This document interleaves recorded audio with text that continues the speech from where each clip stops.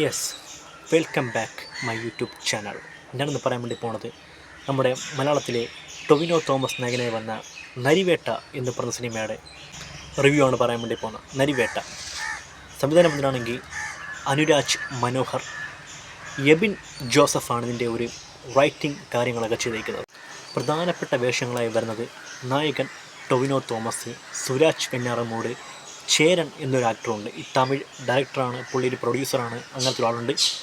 ആര്യ സലീം, ഇതിൽ CK ജാനു എന്ന് പറയുന്ന ഈ ഒരു മുത്തങ്ങ ഇഷ്യൂവിൻ്റെ ആ ഒരു സംഭവത്തിലെ ഒരു പ്രധാനപ്പെട്ട ഒരു ആളായിട്ട് ഇന്നൊരു വേഷം കന്നഡ ചെയ്യുന്നുണ്ട്. പിന്നെ പ്രശാന്ത് മഹാദേവൻ എന്നൊരാൾ ഈ ഒരു ഇൻസിഡൻറ്റ് സംബന്ധപ്പെട്ട ഒരു വേഷം കാര്യങ്ങളൊക്കെ അദ്ദേഹവും ചെയ്യുന്നുണ്ട്. പിന്നെ പ്രണവ് ടിയോഫിനി എന്ന് പറയുന്ന ഒരു ആക്ടർ ഇതിനകത്തൊരു വേഷം ചെയ്യുന്നുണ്ട്. ഇതിലെ ഒരു ഇൻസിഡൻറ്റിൻ്റെ സംബന്ധപ്പെട്ട പ്രധാനപ്പെട്ട ഒരു ജോഗി എന്ന് പറഞ്ഞ ഒരാളുടെ ഒരു റെഫറൻസ് പോലെ വേഷം കന്നഡക്കാണ് പുള്ളി ചെയ്യുന്ന. പിന്നെ നായിക നമ്മുടെ പ്രേംവദ കൃഷ്ണൻ. ഇത്രയും കാര്യങ്ങളൊക്കെയാണ് ഇതിൻ്റെ ഒരു മെയിൻ കാസ്റ്റിംഗ് ഒക്കെ ആയിട്ട് ചെയ്യേണ്ട. പിന്നെ വേറെ കുറേ സപ്പോർട്ടിങ് ആക്ടേഴ്സ് കാര്യങ്ങളൊക്കെ ഉണ്ട്. ഈ സിനിമയിൽ എനിക്ക് പ്രധാനമായിട്ട് ഇഷ്ടപ്പെട്ടൊരു കാര്യം ഇതിൻ്റെ ഒരു അറേഞ്ച്മെൻറ്റ്സാണ്. സെറ്റ് വർക്കും കാര്യങ്ങളും, ഈ ട്രൈബൽ വിസിസ് പോലീസ് എന്ന് പറഞ്ഞ ഒരു അറേഞ്ച്മെൻറ്റ്സിൻ്റെ മേക്കിംഗ് ഒക്കെ ഗംഭീരമായിട്ട് തന്നെയാണ് വന്നിരിക്കുന്നത്. പിന്നെ മുത്തങ്ങ എന്ന് പറഞ്ഞ ഒരു സ്ഥലത്ത് ഒരു ഇഷ്യൂ ഉണ്ട്. അറിയത്തവർക്ക് വേണ്ടി ഞാൻ ചെറുതായിട്ട് ലൈറ്റായിട്ട് ആ ഒരു കാര്യം എന്ന് പറഞ്ഞുതരാം. അതായത് 2003 ഫെബ്രുവരി 19 അവിടെ മുത്തങ്ങ എന്ന് പറഞ്ഞ ഒരു ട്രൈബൽ ആൾക്കാരൊക്കെ താമസിക്കുന്ന ഒരു സ്ഥലത്ത് പോലീസും ഇവർ തമ്മിലുള്ള ഒരു സംഘർഷം കാര്യങ്ങളൊക്കെ ഉണ്ടാവുകയാണ്. അങ്ങനെ പോലീസ് അവിടെ ഒരു വെടിവെപ്പ് നടത്തി. ഇവരുടെ കൂട്ടത്തിലുള്ള ഒരു ജോഗി എന്ന് പറഞ്ഞ ഒരാൾ പോലീസ് ഓഫീസറുടെ കൂട്ടത്തിലുള്ള ഒരു വിനോദ് എന്ന് പറഞ്ഞ ഒരാൾ വെട്ടിക്കൊലപ്പെടുകയും ഇവിടെ ഷൂട്ട് ചെയ്ത് മരിക്കുകയും ചെയ്യുന്നു. ആ ഒരു കാര്യങ്ങളൊക്കെ വെച്ച് ഒരു ഭൂമിക്ക് വേണ്ടിയുള്ള സമരവും കാര്യങ്ങളൊക്കെയാണ്. ഈ ഒരു ഗവൺമെൻറ്റിൻ്റെ ഭൂമി എന്നൊക്കെയാണ് ആൾക്കാരൊക്കെ പറയുന്ന ആ ഒരു കാര്യങ്ങളൊക്കെ വെച്ച് അങ്ങനത്തെ ഒരു തർക്കവും കാര്യങ്ങളൊക്കെ ബന്ധപ്പെട്ട് ഈ ഒരു പോലീസും ഇവർ തമ്മിലുള്ള ഒരു സംഘർഷം കാര്യങ്ങളൊക്കെ ഉണ്ടാവുകയും അതൊരു മഹാകലാപമായി മാറുകയും ചെയ്ത ഒരു കാര്യങ്ങളൊക്കെ തന്നെയാണ് ഈ സിനിമയുടെ ഒരു ഇതിവൃത്തം. നടന്ന സംഭവമാണ് സിനിമ ആക്കിയിരിക്കുന്നത്. പിന്നെ എങ്ങനെ ഉണ്ടായിരുന്ന സിനിമ വെച്ച് കഴിഞ്ഞാൽ എനിക്ക് ഈ സിനിമയെ ഒരിക്കൽ ഞാൻ ഒരു നെഗറ്റീവ് പരമായിട്ട് തള്ളിവിട്ടുണ്ട്. എനിക്ക് ഒന്നും പറയേണ്ട കാര്യമില്ല. എൻ്റെ ഒരു വ്യൂ പോയിൻ്റ് കൂടെ എനിക്ക് തോന്നിയ കുറച്ച് കാരണമൊക്കെ പറയുകയാണ്. ഈ സിനിമയുടെ ഞാൻ നേരത്തെ പറഞ്ഞ പോലെ എൻ്റെ സെറ്റ് വർക്ക്, അറേഞ്ച്മെൻറ്റ്സ് കാര്യങ്ങളൊക്കെ സൂപ്പറായിരുന്നു. പിന്നെ ഒരു കിടിലൻ തീമാണ് ഈ മുത്തങ്ങ ഇഷ്യൂ എന്ന് പറഞ്ഞത്.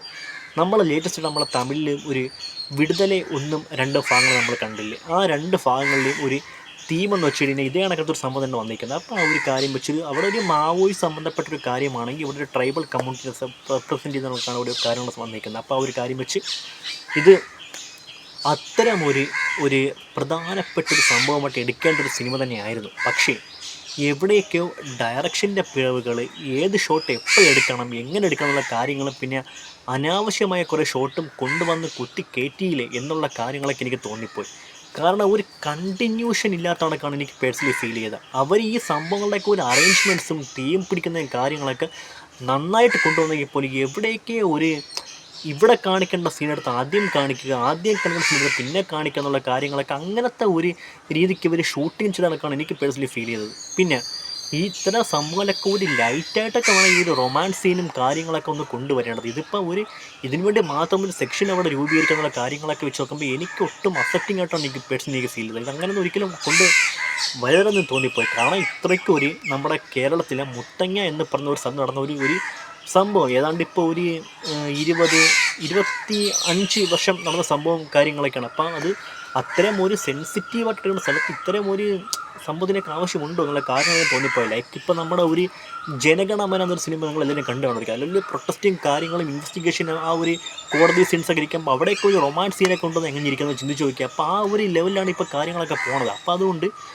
ഈ ഒരു സിനിമ ഇങ്ങനെയൊന്നും അല്ല എടുക്കേണ്ടിരുന്നത്. കാരണം കുറച്ചുകൂടെ ഒരു കുറേ കാര്യങ്ങളൊക്കെ ഒന്നുകൂടെ ഒരു ഹൈപ്പ് ക്രിയേറ്റ് ചെയ്ത് കൊണ്ടുവരാൻ വേണ്ടി അങ്ങനെ ചെയ്യണമായിരുന്നു എനിക്ക് തോന്നിപ്പോയത്. കാരണം നല്ല ഒരു തീമാണ് ഈ സിനിമയ്ക്ക് കൊണ്ടുവന്നത്. പക്ഷേ ഇവരുടെ ഒരു ഷൂട്ടിങ് ചെയ്തിരിക്കുന്ന ഒരു രീതി ഇല്ലാത്ത. പിന്നെ ഞാൻ നേരത്തെ പറഞ്ഞത് ചേരൻ എന്ന് പറഞ്ഞ ഒരു ആക്ടർ വരുന്നുണ്ട്. അദ്ദേഹത്തിൻ്റെ ഒരു പോലീസ് വേഷവും കാര്യങ്ങളൊക്കെ ഒട്ടും ഒരു പഞ്ചില്ലെന്നൊക്കെ എനിക്ക് തോന്നിപ്പോയി. കാരണം ഭയങ്കര ഒരു ഹൈപ്പ് ഇൻട്രോ കൊടുത്തിട്ട് പോലും ഒത്തിരിക്ക് പെർഫോമൻസ് ലെവൽ അങ്ങോട്ട് വന്നില്ലെന്ന് എനിക്ക് പേഴ്സണലി തോന്നിപ്പെട്ടാണ് എനിക്ക് അദ്ദേഹത്തിൻ്റെ വേഷം കണ്ട സമയത്ത് തോന്നി. പിന്നെ സുരാജ് വെഞ്ഞാറമൂടിൻ്റെ ഒരു വേഷം ഗംഭീരമായൊരു വേഷം തന്നെയാണ് സുരാജ് വെഞ്ഞാറമൂട് ചെയ്തിരിക്കുന്നത്.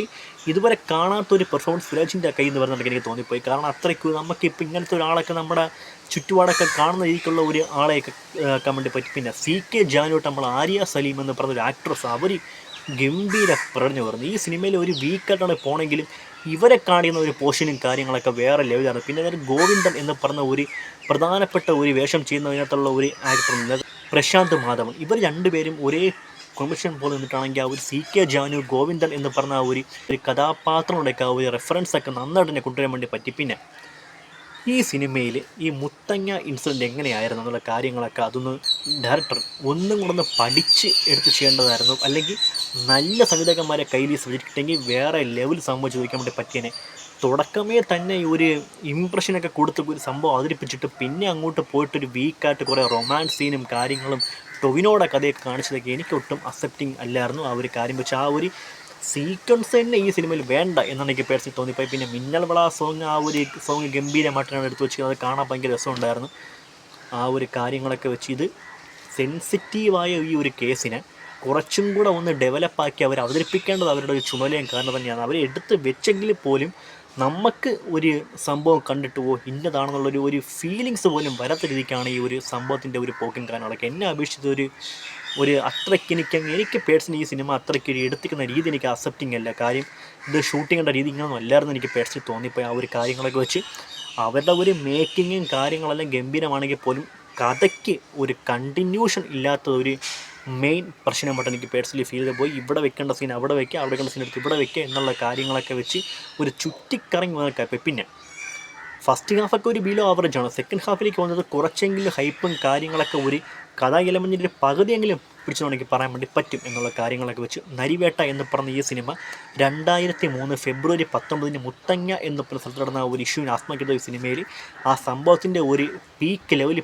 പിടിക്കുന്ന പോലെ കുറച്ചും കൂടി ഹൈപ്പുള്ള കുറച്ച് സീക്വൻസും കാര്യങ്ങളൊക്കെ ചെയ്ത് വെച്ചിരുന്നു എങ്കിൽ ഇതൊരു മികച്ച സിനിമയായി പോലും തോന്നിപ്പോൾ. എന്തൊക്കെയോ ചെയ്തെങ്കിൽ പോലും ആ ഒരു ഇൻസിഡൻറ്റിനെ പറ്റിയുള്ള ഒരു ഹൈപ്പ് ഇവിടെ ക്രിയേറ്റ് ചെയ്യപ്പെടുന്നവർക്കാണ് എനിക്ക് പേഴ്സണലി. ഇതാണ് ആ ഒരു സിനിമയുടെ ഉള്ള ഒരു ഞാൻ നോക്കേണ്ട ഏറ്റവും വലിയൊരു പ്രശ്നം. കുറച്ചും കൂടെ ഒക്കെ ഒരു സെൻസിറ്റീവായിട്ട് കുറച്ച് സ്ട്രോങ്ങസ്റ്റ് രംഗങ്ങളും കാര്യങ്ങളൊക്കെ കാണിക്കാമായിരുന്നു പേഴ്സണലി എനിക്ക് തോന്നിപ്പോൾ. ആ ഒരു കാര്യങ്ങളൊക്കെ വെച്ച് ഒരു ആവറേജ് സിനിമ അനുഭവമാണ് നരിവേട്ട എനിക്ക് തന്നത്. നല്ലൊരു ചെറിയ ടച്ചിലും കാര്യങ്ങളൊക്കെ തന്നെയായിരുന്നു. പിന്നെ ഇതിൽ നരി എന്ന് പറഞ്ഞ ഒരു കോലങ്ങളൊക്കെ ഒരു സംഭവം കാണിക്കുന്നത് അതിൻ്റെയൊക്കെ ഒരു റെഫറൻസൊക്കെ വേറെ ലെവലായിട്ട് ആ ഒരു രൂപം വരുന്നതൊക്കെ അതൊക്കെ ഗംഭീരമായിരുന്നു. പിന്നെ ഈ സംഭവം ഇതിൻ്റെ കുറച്ച് കാര്യങ്ങളൊക്കെ ഒരു ഹൈപ്പോട് കൂടി ക്രിയേറ്റ് ചെയ്യപ്പെടാമായിരുന്നു തോന്നിപ്പോയി ആ ഒരു കാര്യങ്ങളൊക്കെ വെച്ച്. ഇതാണ് നരിവേട്ട എന്ന് പറഞ്ഞ സിനിമത്തിൻ്റെ കുഞ്ഞു റിവ്യൂവും കാര്യങ്ങളൊക്കെ പറയുന്ന ആ ഒരു ആഗ്രഹ സംഭവത്തിൻ്റെ ഒരു അടിസ്ഥാനം എന്താണ്, അല്ലെങ്കിൽ ആ ഒരു സംഭവം നല്ലപോലെ പഠിച്ച് തിരക്കഥ എഴുതി അത് സ്ക്രീനിൽ കാണിക്കുമ്പോൾ പ്രേക്ഷകന് ഒരു ഇംപ്രഷൻ തോന്നാനൊക്കെ ഒരു മേക്കിംഗ് കാര്യങ്ങളൊക്കെ കൊണ്ട് വേണമെന്ന് തോന്നിപ്പോയി. കാരണം ഇതൊരു വലിയ സംഭവം എടുത്തെങ്കിൽ പോലും ഒരു ഹൈപ്പ് ക്രിയേറ്റ് ചെയ്യാത്തതാണ് എനിക്ക് പേഴ്സണലി ഫീൽ ചെയ്തത്. ഇതാണ് നരിവേട്ട എന്ന പ്രശ്നത്തിൻ്റെ എൻ്റെ ഒരു റിവ്യൂവും കാര്യങ്ങളൊക്കെ. സോ എന്നെ അപേക്ഷിച്ച് സിനിമ ഭയങ്കര ഒരു നിരാശപ്പെടുത്തിപ്പോയി. കാരണം നല്ല ഒരു സംഭവ മുഹൂർത്തങ്ങളും കാര്യങ്ങളൊക്കെ കുറച്ചുകൂടെ ഒരു ഇതൊരു സിനിമ നമ്മൾ എടുക്കും എന്നുള്ള ഒരു കുറച്ചൊരു ഹൈപ്പോട് കൂടിയൊക്കെ എടുക്കാമെന്ന് തോന്നുന്ന കാര്യങ്ങളൊക്കെ തോന്നിപ്പോൾ. അതാണ് നരിവേട്ട എന്ന് പറയുന്നത് എനിക്ക് തോന്നിപ്പോയ കാര്യങ്ങളൊക്കെ ഒന്നുള്ള ശ്രദ്ധിക്കണമായിരുന്നുള്ള കാര്യം മാത്രമേ എനിക്ക് പറയാൻ വേണ്ടി പറ്റൂ. സോ ഇതാണ് നരിവേട്ട എന്ന പ്രശ്നത്തിൻ്റെ കുഞ്ഞു റിവ്യൂവും കാര്യങ്ങളൊക്കെ. സോ ആ ഒരു കാര്യം വെച്ച് എൻ്റെ റിവ്യൂ ഇഷ്ടപ്പെട്ട സബ്സ്ക്രൈബ് ചെയ്യുക, ഇവിടെ ലൈക്ക് ചെയ്യുക, ഷെയർ ചെയ്യുക. ഓക്കെ, അപ്പോൾ മറ്റ് സിനിമയുടെ ഇഷ്ടമായിട്ട് വരുന്ന സൈനിങ് ഔട്ട്. ബൈ. ഓക്കെ.